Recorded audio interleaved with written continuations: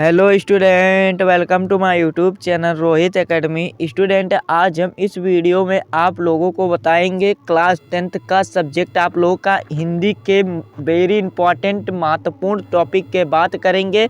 इस वीडियो में आप लोगों को हम संपूर्ण तरीके से बताएंगे कि आप लोग जो 22 फरवरी को पेपर है, यानी कि 22 फरवरी को जो आप लोगों का फर्स्ट पेपर है हिंदी का, उसमें आप लोग के कौन कौन से महत्वपूर्ण टॉपिक होने वाले हैं कि बोर्ड एग्जाम में आने वाले हैं, उस पर आज हम चर्चा करेंगे। आप वीडियो के अंत तक जरूर देखिएगा, अच्छे तरीके से समझाएंगे एंड बताएंगे। तो सर्वप्रथम महत्वपूर्ण टॉपिक में जो हमारा आ जाता है, क्या आ जाता है, देखिए कि लेखक का जीवन परिचय, यानी कि लेखक का जीवन परिचय, यानी कि इस प्रकार से भी कह सकते हैं गद्य के जो जीवन परिचय होते हैं, लेखक होते हैं उनका जीवन परिचय, गद्य का भी यहाँ पर कह सकते हैं। तो देखिए कौन कौन से इसमें हैं।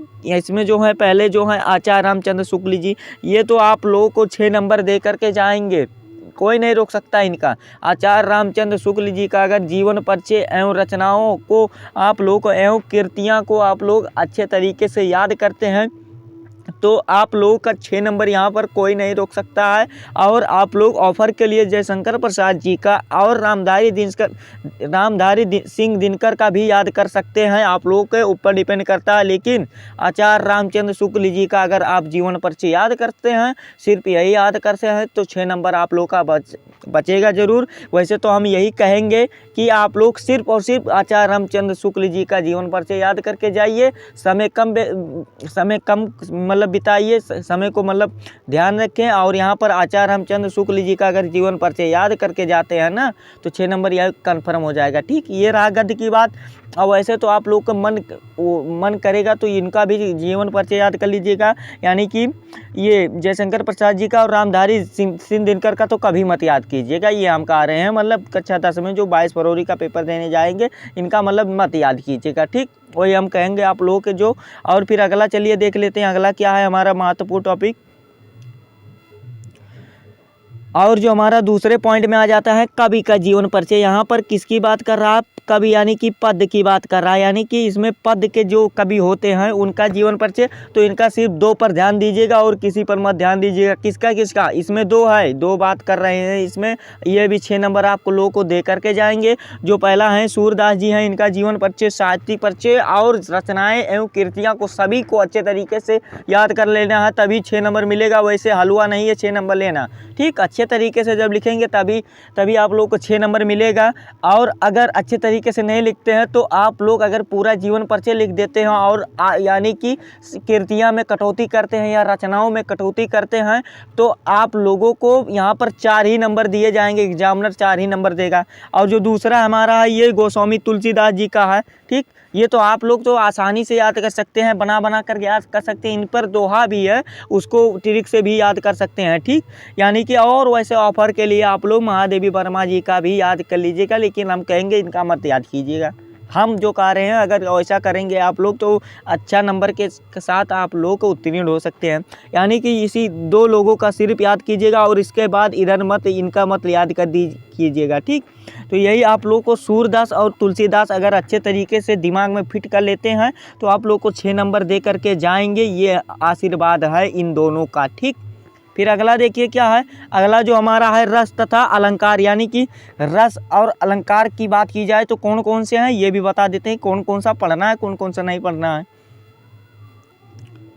तो देखिए रस में जो 2 ही को पढ़ना है। देखिए रस में बहुत लोग कहते हैं हम नहीं पढ़ेंगे, MCQ आएगा, वो क्वेश्चन नहीं पूछता। तो रस देखिए हास्य रस पढ़ लीजिएगा और करुण रस, यही 2 पूछे जाते हैं। हास्य का मतलब हो जाता है हंसी हो जाता है, क्या हो जाता है, हंसी हो जाता है, हंसी हो जाता है, यानी कि हंसी हो जाता है। और जो करुण की बात कर रहा है तो शोक हो जाता है, क्या हो जाता है, शोक, यानी कि कहते नहीं शोक में ये बैठे हैं।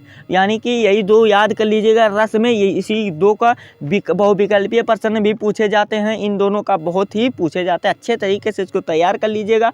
और अलंकार की बात की जाए तो अलंकार में देखिए ये 2-2 नंबर तो दे करके जाएंगे, ये 2-2 नंबर तो दे देंगे वैसे ऑफर के लिए। और अलंकार में देखिए क्या क्या, उपमा अलंकार कर लीजिएगा और रूपक और उत्प्रेक्षा। और इसके बाद कुछ भी मत याद कीजिएगा, यानी कि अलंकार में कुछ भी मत ध्यान दीजिएगा, ज़्यादा उटपटांगी चीज़ें नहीं पढ़ना है आप लोगों को। इनका देखिए जो उपमा होता है उनका परिभाषा देख लीजिएगा एक बार, और फिर परिभाषा देखेंगे तो इनका उदाहरण जितने भी हैं, यानी कि उसका जो पहचान है कि उपमा अलंकार क्या क्या आएगा, किस तरह से आएगा, इनका वो देख लीजिएगा। फिर रूपक अलंकार का भी पहचान देख लीजिएगा, और फिर उत्प्रेक्षा अलंकार का, उसी तरीके से हास्य रस का और करुण रस का पहचान और एग्जाम्पल को देख लीजिएगा। बस आप लोगों को यहाँ पर 4 नंबर दे करके जाएंगे ये सब। और फिर अगला क्या है, अगला देख लेते हैं। निबंध की बात की जा रही है यहाँ पर, तो यहाँ पर देखिए जो निबंध की बात की जा रही है, यानी कि एस्से की जो बात की जाएगी, किस में की जाएगी, हिंदी में जो एस्से है हमारा, सर्वप्रथम किसका याद कर लीजिएगा, जो बता रहे। अगर आप लोगों को 9 नंबर यहाँ से लेना है ना,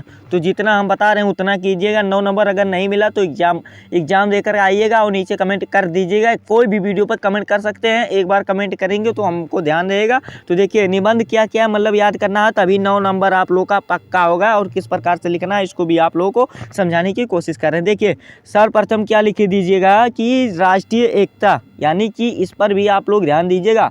राष्ट्रीय एकता पर ध्यान दीजिएगा, इसको अच्छे तरीके से तैयार कर लीजिएगा। वैसे तो ये भी पूछा जाते हैं, और इनका नाम अगर एक एक स्टूडेंट से आप लोग पूछेंगे ना तो इनका नाम ही नहीं पता होगा। राष्ट्रीय एकता के बारे में कुछ नहीं लिख सकते हैं, ऐसा क्वेश्चन उसमें वो ऐसे आ जाता है, यानी कि निबंध आ जाते हैं। ठीक, तो राष्ट्रीय एकता का जो मतलब होता है, सभी को निबंध याद कर लीजिएगा अच्छे तरीके से। आप लोग को लास्ट में जाएंगे ना तो वहाँ पर किताब में मिलेगा, सभी निबंध मिलेंगे। और देखिए क्या है जो दूसरे नंबर पे है हमारा, कि जनसंख्या वृद्धि समस्या और निवारण, यानी कि जो समस्या है उनका निवारण। ये भी आप लोगों के बहुत ही बार पूछे गए हैं।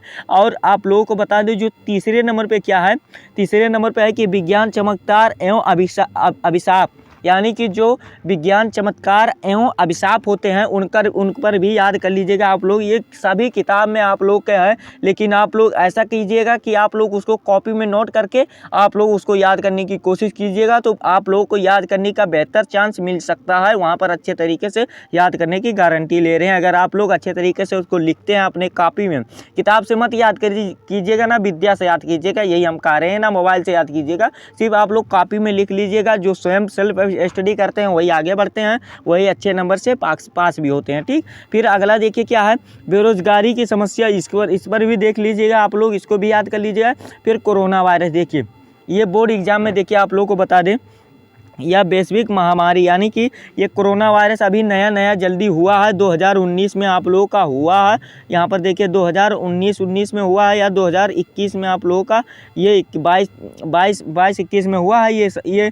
तो देखिए इसमें क्या है, 22-21-23 यही हुआ है। तो यहाँ पर कोरोना वायरस बोर्ड एग्जाम में आने के चांसेस है, ये क्योंकि न्यू अभी महामारी है तो इसीलिए ये आने के चांसेस है। इस पर भी आप लोग अपने कॉपी में नोट करके आप लोग लिख लीजिएगा। और आप लोग के एक मैराथन वीडियो भी लेकर के आएंगे, जिसमें से आप लोग का 70 में 70 नंबर आप लोग को हिंदी में कंफर्म कराएंगे। ऐसे क्वेश्चन उसमें बताएंगे कि बोर्ड एग्जाम में वही क्वेश्चन सीधे आएंगे। ठीक, तो आप लोगों को जल्द ही आने वाला है ये मैराथन वीडियो। आप लोगों का लगभग ये वीडियो रहेगा 1-1.5 घंटे का रहेगा, इससे नीचे ये वीडियो नहीं रह सकता है, यानी कि इतना ही वीडियो रहेगा। और उसमें आप लोग अच्छे तरीके से लगभग 50 MCQ रहेंगे, और उसी में से आप लोग का 20 MCQ भी कन्फर्म होगा। और आप लोग को जो गद्य के वो है गद्यांश है उनका भी उत्तर 2-2, 3-3, 4-4, 5-5, 6-6 उत्तर रहेगा, उसी में से एक उत्तर आ जाएगा, वही कन्फर्म हो जाएगा, उसका उत्तर भी बताया जाएगा, आंसर भी आप लोग को सॉल्व करके बताया जाएगा। वो जल्द ही आने वाला है आप लोग को। आप लोग सिर्फ पढ़ाई कीजिए अच्छे तरीके से, सेल्फ स्टडी ज़्यादा से ज़्यादा कीजिए। और फिर अगला देखिए इंपॉर्टेंट जो हमारा इससे है क्या है, कि पर्यावरण सुरक्षा एवं पर्यावरण प्रदूषण, यानी कि इस पर भी आप लोगों के बोर्ड एग्जाम में आते हैं। ठीक, ये वेरी इंपॉर्टेंट है, यानी कि इस पर स्टार बना देते हैं, डबल स्टार दे देते हैं इनको। जैसे कि देखिए ये पर्यावरण सुरक्षा है, यानी कि टोटल जो मतलब ज्ञात करना है। देखिए इसमें आप लोगों को बताते हैं कि इम्पॉर्टेंट कितना है, ये देख लीजिए। देखिए इसमें आप लोग को इम्पॉर्टेंट कितना है, ये पहला पर्यावरण जिस पर स्टार बनाया गया, ये वाला इम्पॉर्टेंट है। पर्यावरण सुरक्षा एवं पर्यावरण प्रदूषण, ये तो बोर्ड एग्जाम में पूछे जाते हैं, चाहे वन कटान पे पूछे जाए, चाहे वृक्षारोपण पे पूछे जाए, इसी प्रकार से पूछे जाते हैं। लेकिन क्या कीजिएगा, इसी का उत्तर आप लोग उसमें लिख दीजिएगा, यानी कि आप लोग अच्छे तरीके से लिख दीजिएगा। प्रस्तावना जो रूपरेखा होता है, प्रस्तावना डाल दीजिएगा, उसके मतलब क्या क्या समस्याएँ हैं, रोकथाम क्या क्या है, वही उसी प्रकार से लिख दीजिएगा। यही आप लोग लोगों के इंपॉर्टेंट थे। तो आप लोग यहीं पर आप लोगों के इंपॉर्टेंट जितने भी टॉपिक थे आप लोग को अच्छे तरीके से समझा दिए हैं, बता दिए हैं। आप लोगों को वीडियो कैसा लगा है कमेंट करके ज़रूर बताइएगा। हाँ, इस वीडियो को क्लास 10 के जितने भी स्टूडेंट हैं उनके पास अधिक से अधिक ज़रूर से शेयर कीजिएगा, ताकि वो भी अच्छी जानकारी को अच्छी नॉलेज को प्राप्त कर सकें। और अधिक से अधिक इस वीडियो में शेयर कीजिएगा। और अगला वीडियो आप लोगों को किस टॉपिक पे चाहिए कमेंट करके ज़रूर बताइएगा। चलिए मिलते हैं नेक्स्ट वीडियो में नेक्स्ट टॉपिक के साथ। तब तक के लिए जय हिंद, जय भारत, वंदे मातरम।